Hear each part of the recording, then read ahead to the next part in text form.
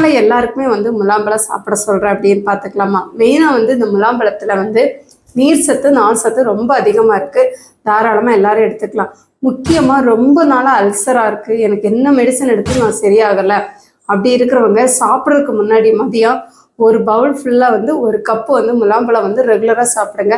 உங்களுக்கு இன்டைஜஷன், கேஸ்ட்ரைட்டிஸு, ஜிஆர்டி பிரச்சனைகள் எந்த தொந்தரவு இருந்துச்சுனாலும், அதாவது உங்களுக்கு வயிறு சம்மந்தப்பட்ட எந்த பிரச்சனை இருந்துச்சுனாலும் கண்டிப்பாக வந்து சரியாகும். தாராளமாக வந்து டயபெட்டிக் பேஷண்ட்ஸ் வந்து சாப்பிடலாம்.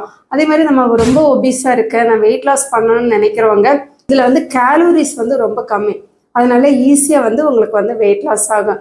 பொட்டாசியம் அதிகமாக இருக்கிறதுனால வந்து உங்களுக்கு பிபி பேஷண்ட்ஸும் தாராளமாக எடுத்துக்கலாம். முக்கியமாக வந்து கிட்னி பாதிச்சவங்க, இல்லை வந்து உங்களுக்கு யூரினரி இன்ஃபெக்ஷன் இருக்குது, சிறுநீரக பிரச்சனை இருக்குது, எந்த பிரச்சனை இருந்துச்சுனாலும் தாராளமாக வந்து நீங்கள் முலாம்பழம் ரெகுலராக எடுத்துக்கலாம். இதனால தான் நான் எல்லா பேஷண்ட்டோட டயட் சார்ட்லேயும் கண்டிப்பாக வந்து முலாம்பழம் எடுத்துக்கோங்க அப்படின்னு அட்வைஸ் பண்ணுறேன்.